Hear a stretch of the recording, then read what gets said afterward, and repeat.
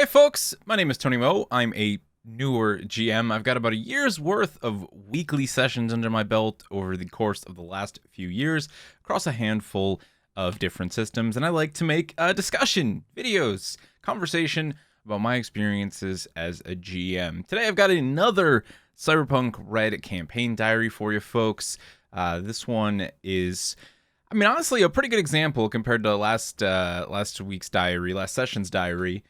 Which was like everything that could go wrong went wrong. This is more of a, hey, everything kind of went as hoped for. I won't say as planned, because there were definitely a lot of changes along the way, but went as well as I could have hoped for, and honestly, and then some. Even though there were a few things that sort of ended up slipping from my mind during the course of this session, I was really happy with the overall result of it, especially considering I had some really key narrative points that I needed to deliver to the players, since they had sort of reached the point where they were acquiring that information. They had managed to discover it for themselves, and it was like, okay, now how do I sort of introduce tools that will enable them to use that information in a way that feels rewarding? And so that's very much what we ended up doing in this session. Now, I think we're actually, I'm kind of behind, but that's because I've been making dice and looking to get my first dice shop open. So I'll have some of those on screen if that's something that looks cool and exciting to you, like you might want to buy dice from this random dude on the internet. That's something you'll be able to do in the near future, so keep an eye out for that. I'll definitely talk about it here on the channel, and you'll be some of the first to know. I'm one person hand making my own sharp edge dice, so they won't be available in super large quantities, but I plan to make them regularly. Anyway, let's jump into this week's diary. So this week, the crew was going to see the apartment that they had purchased during the night market that the business had set up. The fixer of the group, pretty much knowing next to nothing about this property, other than that it was in the edge of the combat zone, which was, they actually know there's a very high chance that this part of the combat zone is going to get demarked, and it will no longer be in the CZ, which could drive up the value of the property, but they don't really know much about it. And so their sort of key objective in the session was to eventually go see that apartment. But we ended up doing a bunch of sort of RP stuff, non-combat content before them. And it all started with where the group left off at the end of that night market session with a Black Tusk agent unit that they had managed to capture, and they were looking to interrogate. Now, the important thing to know about this particular interrogation is that this Black Tusk agent, they had already on the scene at the night market cleared through what would actually be one of two sort of built-in, we'll just say, security failsafes that this unit was granted. The thing that the players don't fully know about Black Tusk yet is that Black Tusk, being this sort of private paramilitary organization built up by founding members of Arasaka, Zarafa, I should say, not founding, but the higher power members of corps like Arasaka and Zarafa, and even, brain just blinked for a second there. The fuel company, man, there's so much on my mind right now with this. Anyway, the corporations, right, that put this together, they are using some pretty severe manipulation, biological manipulation on these soldiers, on the units that they deploy into Black Tusk to bend them to their ultimate will, right? They want entirely obedient individuals. They don't want people potentially going behind their back and giving out information. And so there's been a lot of genetic modification, biological modification, especially from the brainwave perspective, done to these units. And so they're aware of a very small stage of that. There's a failsafe on this guy that will probably wipe his brain, as they actually roll really well on some cybertech checks, and they manage to eliminate this failsafe from this user's cybertech. But what they don't know is that there's something buried even deeper in this individual's mind that they don't uncover with the roll that they make. And so they end up taking this individual back to one of the most secure locations they know, an individual who they have a relationship with, Oscar, who works for the Greasers organization, one of the gangs in South Night City that they are obviously very close with, if you've been following along the campaign diary anyway. He has an underground complex that's kind of tucked away in Night City, and so they take him there to interrogate them. Now, Lynx has some newfound cyber powers, right, that allow them to almost communicate telepathically or attempt to communicate telepathically with other cyber users. And so Lynx, while the crew is away sort of investigating some other information, some other footage in the form of the brain in a jar they got from the psyker that they fought, decides to attempt to use this newfound ability to interrogate this individual and maybe find some answers deep down inside. The rest of the players don't know about this either. This is an entirely private encounter that Lynx has had, this entirely private realization, and they've chosen to keep it that way as a player, to not even let the players outside of their player characters know, and I was totally fine with that. And so that's what they've been doing. So we do some typing behind the scenes, and they actually roll really well. Unfortunately, too well. So well, in fact, that they get a very, very important piece of information in the form of a name that is likely going to lead them to the target they've been looking for all along. The name that they get in this particular instance, I need to scroll down because I got a lot written here, is Mantis Moore. So Mantis Moore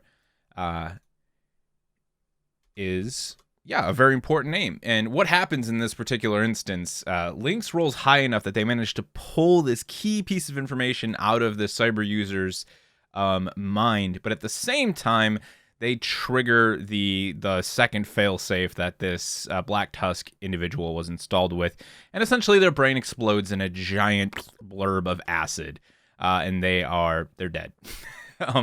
And their brain melts away. Most of their head gets melted away by this acid, this built-in fail-safe that they were unaware of.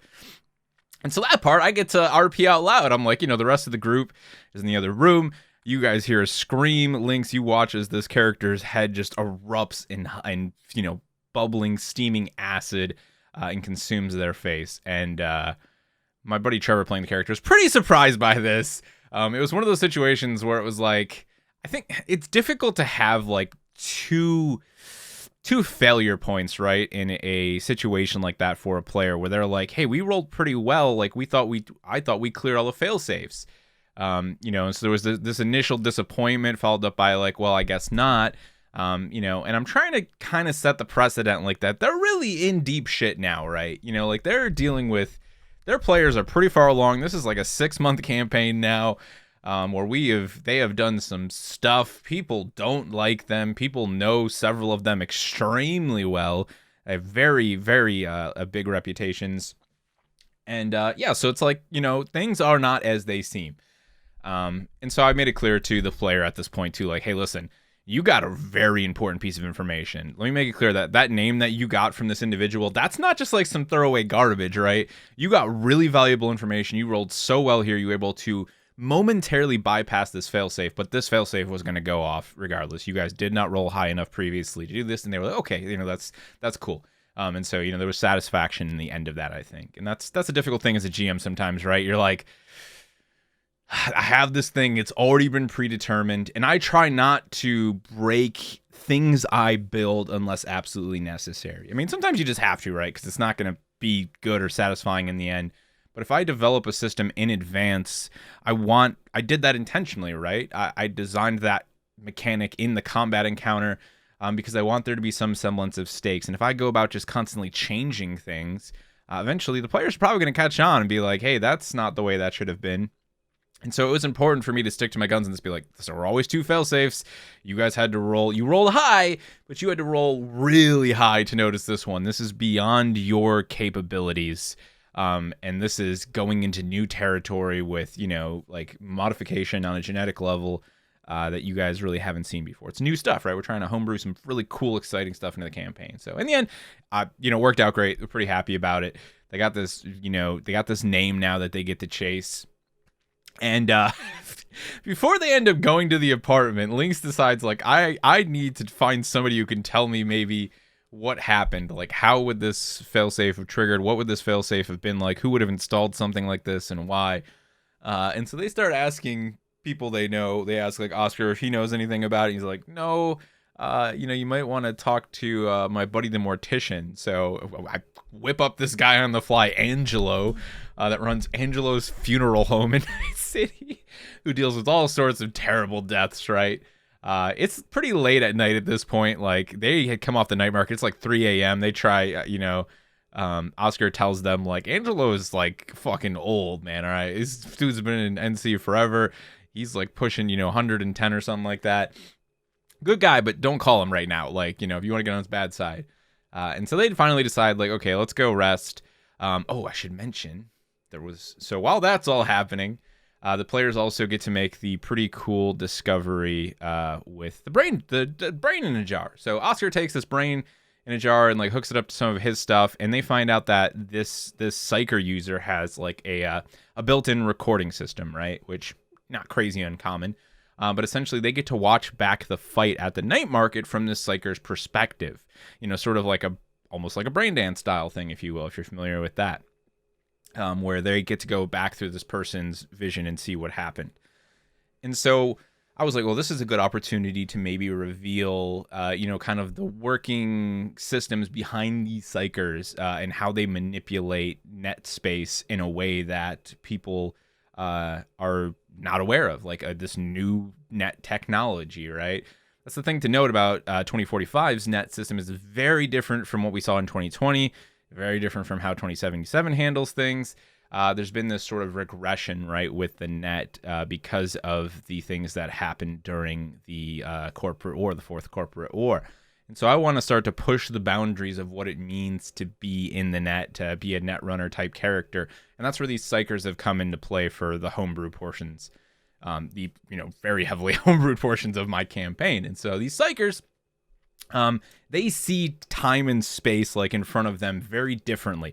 And they can essentially formulate links between cyber users to create, like, this augmented reality where they can track cyber users in real time, and they can make wireless connections with these individuals on a level that no one's really seen before. So again, this is super experimental, genetically modified super soldier type bullshit, okay? Like, this goes above and beyond. And so while they're watching this user's perspective, they do some rolls. I think there's like a tactical roll I have business make, actually. He's able to surmise, like, where this unit was during the fight, and they see the traces, right, that are the cyber users that are being tracked that are specifically them. And then they see, like, these tendrils sort of coming out of the head of this psyker and connecting to Lynx specifically during the encounter that Lynx had. And so during that fight, they had these interactions, obviously, where they were, like, their mind was being pushed and controlled, and that's what was happening. This thing was able to reach out and sort of tether itself to these individuals to dig into their mind and to persuade them to take actions they would otherwise not take against their will. And so they get to see this in how this functions within this sort of weird net interface that this psyker has. And so that opens up some, entirely new possibilities and kind of, expands my personal 2046 now world building as a GM. So that was a fun moment to have. Again, players move on. They go to sleep. In the morning, they decide, hey, let's head on down to the morgue and talk to Angelo the mortician at the morgue/funeral home. And so they take this body down there that now is in a vacuum-sealed body bag they got from Oscar. They walk through the front door of the funeral home. If players being players, not really, realizing the world is a living, breathing thing here, and I'm not going to let them just walk through the front door of a fucking funeral home with a body bag, even in Night City. And they walk in on a funeral happening. And the funeral director, this woman, starts running at them, and she's like, in the back. Out in the back, and hustles them out the door, points them down the alleyway where the entrance to the actual morgue is, out back of the funeral home. And they go knock, and they meet this old, crusty, hardened mortician, Angelo, who's actually very excited to take a look at this body, who, enjoys and appreciates his works, has seen a lot of things. And he reveals to them, this is some high level corpo shit, basically. He's like, this is the kind of thing that you normally would only put in, like, another CEO when they're not aware. Like, if you really are, like, some competing heads in a company, and you you don't want, or you got an underling underneath you as a CEO and you don't want this person to give up information, this is the sort of thing you might do in secret. You might knock this person out, subdue them, and install a system like this. He's like, this is heavy shit. He's like, yeah, this is the kind of thing that like even the best of the best would not know unless you were directly like jacked into this person. Knew exactly what you were looking for. The chances of finding something like this and knowing not to set it off would be very difficult. It's basically just meant as a mental block. Anything that attempts to reach into a certain point, if the user who has this failsafe installed attempts to deliver that information in one way, which they already have a bunch of blockers in their brain to prevent them from doing that. But if somehow someone reached in and tried to pull it out like Lynx did, this failsafe would be there. And so, they get to kind of figure out, exactly what was going on there. They learn, hey, this is high-level corpo shit, kind of makes sense considering what we're dealing with. And they finally decide to roll on to the apartment, and this is when things get fun. So I had a blast designing this actual apartment complex. It's just a 2-story, like, ratty little apartment shoved in the corner of the combat zone. They get there. Very rundown area. There's like an abandoned subway station entrance, a bus stop that hasn't been used in ever. The entire building it's not beyond repair, but it's not looking great. There's a ton of trash piled up in front of the doors to get into the like little lobby area with their staircases. And so, yeah, the business and Lynx are the two characters who actually purchased this building. They split it. So initially, Kick and Gray, the other two characters, they plan on moving on to go to the police station to chase a potential lead for this name that they've discovered, this brand new character in the form of Mantis Moore. I didn't really want the party to split here. Of course, they don't know that there's potentially a combat counter incoming here. But I do. I don't say anything, though, because honestly, at the end of the day, the location was close enough that had they gone to the police apartment, I would have been like, you guys can make it here in 3 rounds. We'll give a little bit of time warp leeway here. I don't like to necessarily actually do the math and be like, hey, 3 rounds is 3 seconds. Good luck getting here, assholes. I would have allowed them to rejoin the fight with some repercussions, of course. However, they kind of just hang around in the car. Like, the 2 players in the car are probably the least active players when it comes to RP, which is fine. They do their thing. So I can usually pretty easily go ahead and hustle through like 10 minutes of something with the other 2 players, and then we'll shift back over. And that was the plan. So yeah, we take the 2 players inside. And I had like actually made this into a battle map. We'll have some pictures of it up. It had multiple floors. It had a roof. It had the main floor, and it had a lower floor. And I let them kind of just explore it and see the damage in here. There's some barrels in the one room with some weird shit leaking from them. The floor is a little cracked. The important thing, though, is that I've hidden a big fat secret in this apartment.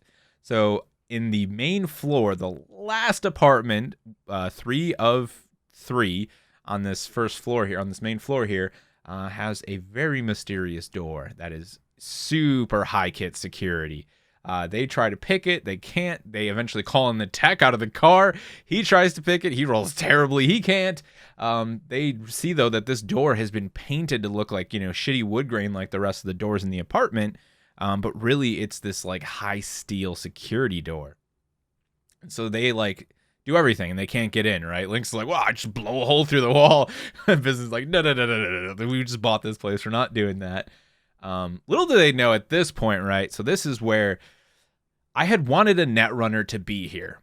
One reason or another, loosey-goosey, when I started designing the apartment, I was like, I want a netrunner in here. I want this netrunner to actually be in hiding right now and to have a connection with Sophie, which is the character that the business is, of course, like, currently working with. They're trying to get revenge for Sophie's sister, who was also the business's business partner not that long ago. And so, yeah, this is a netrunner who Sophie has definitely worked with, but they're in hiding, right?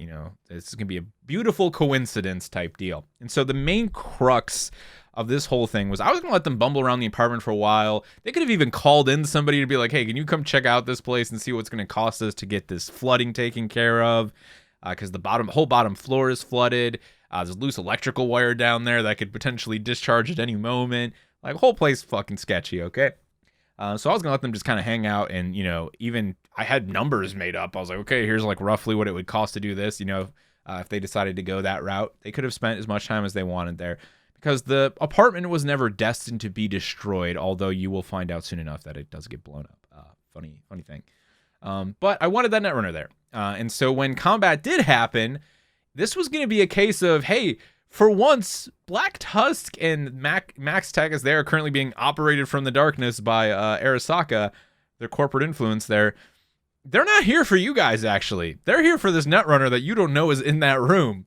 And so they get sandwiched between the two, and that's the culmination of the apartment, the part of this campaign session, the part of this, I'm going to the apartment, is that it does result in combat. So, as it turns out, Gray decides to just hang out in the car, right, this whole time. Like, I'll just wait for Kick to come back out before we go to the police station. And so at one point, they're all inside farting around. They just climb out of the water. They're like checking some of the other buildings. They're still very curious about this other room. Like, how can we get in there? We want to know what's inside. Trying to think of other ways to get into the room itself. And I have, this big MaxTac SWAT van roll up.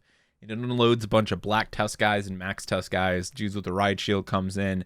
And I have them like all roll perception. Business actually has a +2 to audio perception. And so he rolls pretty high on this. I think it's like a 24. And I was like, yeah, you definitely hear the rumbling of this big, like, heavy vehicle outside. You don't know what it is, though. Gray, though, is in the car right there at the corner of the intersection. Like, I'll have the battlement up for you guys. He's in the gray car that's underneath the black, orange, and blue graffitied car. And I'm like, okay, you need to do 2 things right now. I pulled him to the other channel. I was like, your roll perception for me to see how much your character's, just screwing off in the car. He rolls more than high enough. I was like, you barely got to beat, like a 15 here. I think he rolls like a 20. I was like, you notice them immediately. Now I need you to roll stealth if that's your plan. Would you like to try to stay concealed in this car? He's like, yes. And I think he rolls pretty high on that as well. I was like, okay, you're good. You're concealed in this car. We're going to go back in the other channel. I was like, you can choose to make an action here, whatever you please. You want to call them, let them know what's going on. You feel free. So we roll back in. Business is like, we kind of unpause things. Business like, I hear something outside. Shit. Gray decides to get on the agents and call them, hey, guys, we got MaxTac out here. And they're all like, oh, fuck, you got to be kidding me. It continues to impress me, okay? I must be doing something right here as a GM. It makes me feel good that they are constantly surprised by the combat encounters that occur during these sessions. Like, they have to know that a combat encounter is gonna happen because they love the split of half of the session being, narrative, downtime, exploration, RP stuff, and half of it being combat, but they never seem to know when that's going to happen. And to be fair, there are plenty of occasions on which we do non-combat sessions that are just full them exploring, taking care of stuff, conversation-based combat, if you will. So, yeah, I don't know. It's just always funny to see their reactions. I'm just like, what the fuck? We just bought this place. Why is MaxTac here? Jesus Christ. And so, yeah, a whole thing of combat breaks out. And this is probably one of the best times, we'll say second best times I've had as a GM watching them attempt to muddle their way through a combat encounter. The first is still definitely when Lynx was introduced into the campaign as a new player character, and she almost died, and there were just insane rolls all over the place.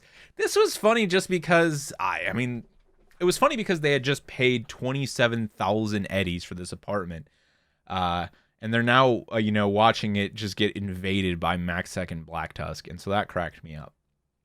So, yeah, they kind of, I pushed them all into initiative right away. I was like, okay, we're going to roll initiative. You guys inside don't necessarily know what's going on, but we're going to use initiative order here to, take actions going forward. You can only hide the combat things happening in the outside for so long as a GM, right? Eventually, initiative is going to be the best way to help you control the actions that take place here and have things feel fair for both the players as well as for the NPCs you're running to make things just all in all more exciting. So, yeah, we roll into initiative.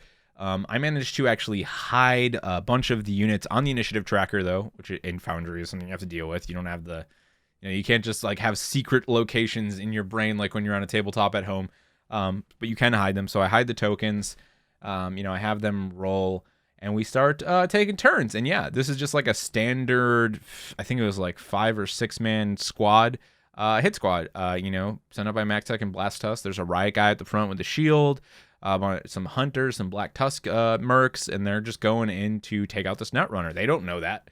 So Lynx, for some reason, decides to stand like in the door, like, and to just see if they're going to shoot or not. Like, they're not here for us. This definitely has nothing to do with us. Why would they be here for us? Like, this can't be for us. And so I'm just immediately Like, as soon as it was the Black Tusk riot guy's turn, he's just like, target, visual on target, 12 o'clock. And she's like, oh shit, okay. And so yeah, they end up like having this choke point firefight in this tiny apartment. I wanted them to feel like oppressed in this encounter, right? Especially because one of them's outside. Actually, I think at this point, yeah, one of them was outside. The three of them were inside, kind of spread apart all over the place. I was like, yeah, this is going to be a rough one, right? You guys are in some serious CQB right now. And so I did have some units I had a unit with a pistol with the riot shield. I had a couple shotgunners, and I had a couple guys with rifles, because I was like, ARs they'll be able to hit. At this point, everybody's got pretty high shoulder arm skills, players and NPCs alike. And so I was like, this will be fine. We can have rifles in close quarters here. And yeah, so they kind of get pushed back into the apartments. I actually had two of these units one had tear gas and one had biotoxin.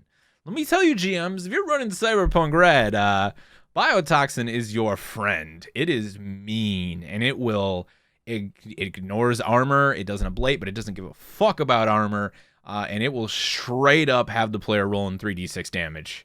It is nasty, right to their HP. So if you've got players who are juiced up and you want to put the spook on them, the DV for it is a 17 resist torture check. So, if you got people higher than that, or people who are wise enough to carry gas masks, you might have some struggles there. But I used that because they went in these rooms, and so I had the units actually go past the rooms and roll canisters into the rooms. Now, the default rules in Cyberpunk Red for gas equipment like this and things that would burn over time are pretty, hollow. They just say, here's how much damage it does if they resist it.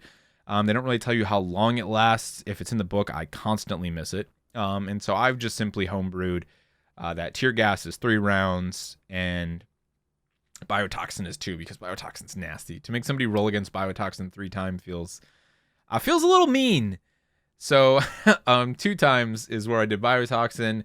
And so, yeah, they actually are successful on those initial rolls, and they kind of choke down the tear gas and the biotoxin.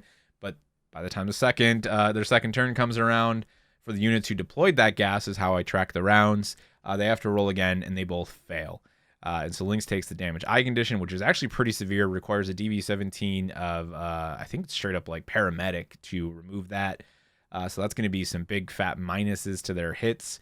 And the business just straight up takes 9 damage to his HP and is not having a good day, because moments after that, the same person who throws the canister breaches the room with a shotgun and pumps him with a slug for 20 points of damage. And so immediately this combat gets fucking real quick. Now, fortunately, during the course of this, they've done some good damage. 2 of the guys outside start getting plinked by Gray. So this was one of those moments in the campaign where I was really proud of my players, okay? They made a lot of really fucking cool decisions during this, and it got me hyped the fuck up. So Gray hides in the car. He keeps rolling stealth checks. I'm like, you're going to have to roll a stealth check every round if you want to stay in this car on your turn, because you got 5 dudes outside. They're supreme forces here. They know what the fuck to do. They're not just not checking these car windows. And so he's like, okay, that's fine. So he keeps rolling. He initially had to beat a 17. And then after that, once combat goes, I'm like, these guys are going to have they're going to have disadvantage to scanning the area, because their attention is directed at the apartment building, right? So as much as they might be elite ops, they have done their initial scan of the area, deemed it clear. So now you just got to beat a 15 to stay in stealth. And so he manages to keep doing that. His character's good at stealth, so this worked out perfectly. He got to play to one of his strengths. I was really excited about that. This is a newer player character, too. He's only been done using this player character for 3 sessions now, I think, going on 4. So he keeps doing this, and he's got this crossbow I homebrewed for him, and it's got poison arrows and shit, and it's compact, and it has some fun little mechanics to it beyond the base crossbows. And so he's rolling down the window on his turn and just pink, stealth shooting these guys with these arrows in the ass. And he ends up fucking them up, man. They get wrecked. And I'm grinning just reliving this moment, because it was just so funny. They really did a great job. I was really proud of them as players. So they're just doing he's doing a ton of damage, just rolling the window back up and shit, staying stealthed. And so by the time a lot of them move inside, they're weak. Business, like I said, does get pushed pretty hard. And it's at this point After they deal with the tear gas, that I introduce the real MVP of the show, the one and only Slambot. So Slambot is a homebrew creation of mine. It is essentially a robot that is used by the NCPD to deal with capitalist interests. Really, it's to go to abandoned buildings that have been, that are being squatted in by homeless individuals, less fortunate individuals, and forcibly remove them. Sometimes via drone, or via the AI that they sometimes install, basic AI that they install in the Slambot. So the NCPD doesn't have to they don't have to get their hands dirty. The robot can do it for them, of course. And this robot's fucked up. It's covered in homeless people signs. It's just, it's a bad person's device. And it's actually made in my universe by Boston Dynamics as well. So that was fun. It's just a fun Boston Dynamics project. It's, and then they sold it to the police, of course, who used it for awful, nefarious means. And so, yeah, this bot is there as it's being ran by MaxTac. Again, Arasaka has their hands in everything in my universe. They have gone all out. And so they're using everything that they've garnered from running the NCPD and MaxTac to their own benefit. And so, yeah, this Slambot shows up at the back of the building while they're in this firefight and starts rolling damage against the wall to break through it. As it ends up working out, this bot breaks through just after the players finally gain access to that locked room. So what happens is while the two of them are hiding in the room, one of these Black Tusk individuals, they bust down, they lockpick successfully through the door and encounter the Netrunner by the name of Hardwire. They blast Hardwire for like a ton of damage right off the rip with this shotgun slug like crit roll. And so Lynx is like, fuck, I got to get in there. So Lynx goes in there. They try fighting this guy. Business ends up like having to jump out the window because he's taking a ton of damage at this point. He's getting chased by a dude. But Lynx helps Hardwire kill this individual. Lynx actually like incapacitates them with a like non-lethal, gets them stunned, and then Hardwire just blows this person away. He's like, fuck that, like these people are trying to kill me. It's like, we gotta go. It turns out this whole Netrunner room, was like all reinforced with armor plating and security, like walls and stuff, so nobody could find them. But Slambot's here. Slambot's like punching through this. They barely jump out off the balcony away from Slambot. And then it's just this whole riffraff outside as they try to get coordinated to get back in the car to get away from Slambot. They have this one unit with the shotgun slug who's been chasing the business across the apartment who is still alive. This dude rolls a 1 at one point as he's attempting to chase the business off the balcony. Face plants, gets knocked out. The business tries to like execute him point blank, rolls terribly. Does like no damage. And so, yeah, there's this small tussle that happens outside. And then they're like, okay, well, we got to get to the car. Slambot is now like pushing through the apartment and attempting to take them out. And yeah, that's pretty much the end of that combat, is them like, okay, we need to just do this right. And they end up pulling it off. They end up piling in the car. Hardwire is super fast, as they find out, like has an insane move. She is quite the athlete as far as Netrunners go. She knows how to get the fuck away. She like literally dashes like 40 feet or some shit. I forgot how much I made her move. Gets to the car. And then, yeah, they end up deciding to drive. Instead of turning around just driving down the road, they're like, let's drive past the apartment building where Slambot is. And I'm like, well, you're not getting away with that. So Slambot like takes a piece of concrete off the building rebar and whips it at the car, does some damage to the car. They still decide to drive past it. Unfortunately, they manage to evade the attack. During the course of this, Lynx has a pretty fucking cool moment where she just got scratchers. So she jumps onto the car and just uses her scratchers to dig into the car to hold on to the roof, and they drive away. And then we have like a bunch of narrative stuff after that. The important thing here for me, as far as designing this encounter as a GM, was that I didn't really need to, but I really hoped that they would save Hardwire one way or the other.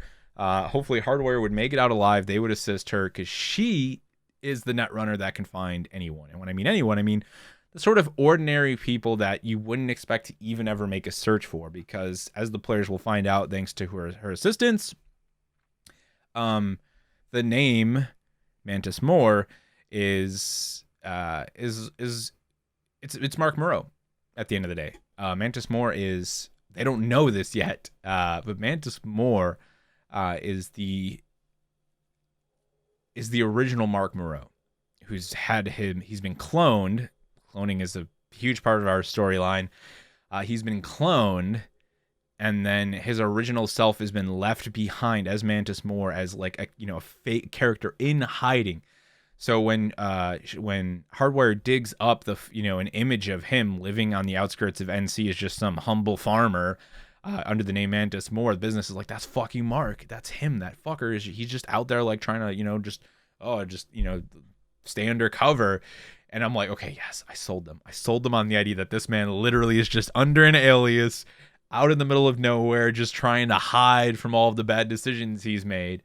When really it's so much more than that, as they are going to find out very soon. So, yeah, that's the big thing, right? As much fun as I had during the course of this whole session, at the end of the day, I had to deliver this narrative piece of information, and then I needed them to uncover it, and I wanted it to feel as natural as possible. I had the name already, whipped up at the start of the session. I was like, okay, this will be the alias for Mark Moreau. I've been neglecting coming up with this for a while now. Let's do it. But how do we give that information to the players? And fortunately, Lynx decides to probe the guy's brain. So we do that. And then I'm like, okay, well, now how do they find this name? Because Mantis Moore is just a normal farmer who's essentially had his life replaced by Mark's. So, so this bait can be made, essentially, right? He's a nobody. Searching through him for systems of higher powers and criminals is not going to find him, right? And that's why they struggle to know who this name is. And so, yeah, I was like, they need to find somebody who can find normal people. And that's what Hardwire's specialty is as they meet her. Like, she can just find anybody who's a nobody. That's a very, very valuable skill to have in Night City. And so she helps them find this nobody who turns out to be quite somebody, at least as the players believe. There's more after this. It was a pretty meaty session, actually, but that's kind of where we'll leave it for the meat and potatoes of what happened here with the players and the actual narrative stuff. It was great. I had a great time. Slambot is a real fucked up thing, and I'm going to be honest, I'm not normally the person who likes to make stuff who's like, yeah, look, you guys are in this fucked up world. Here's this fucked up thing that is very much, representative of the real world and the way we handle things. But I was like, yeah, let's just make Slambot super fucked up. Yeah, of course he's covered in signs that the police took from homeless people they pulled off the streets and out of buildings, because fuck them. And so Slambot is just this mindless thing that just goes Slambot as it fucking breaks through walls and rips homeless people out of buildings that have been desolate and owned by rich fucks for the last 20 years. Night City is full of that bullshit, so I was like, let's play on that. All right. By the way, like I said, I at the start of the apartment discussion, Hardwire leaves behind an explosive device. She's like, yeah, there's a lot of really high valuable information in that room that I didn't get to wipe, so that's gonna blow up. And there's this whole discomfort between her and the guys that are like, we just paid $27,000 for this place, and she's like, well, sorry, but honestly, I mean, you got insurance, right? And they're like, no. So if they ever go to try and find Jefferson Green Real Estate who sold them this, it's going to turn out that Jefferson Green is a guy who, he's a shady fucking real estate dude. And he swaps names all the time, disappears in the depths of Night City, comes back out to prey on his next rich victim who would try and become a landlord and sell them some more broken shit. And so that might be a story within itself in the future. We made some good rabbit holes here, some good breadcrumb trails that could lead into fun stuff at other points in times. And I love when a session runs really well and I get a bunch of that stuff where I can be like, hey, in the future, I'm going to pull that one out of my ass and throw it at the players. So that's it. Thanks for joining me for this past week's campaign session.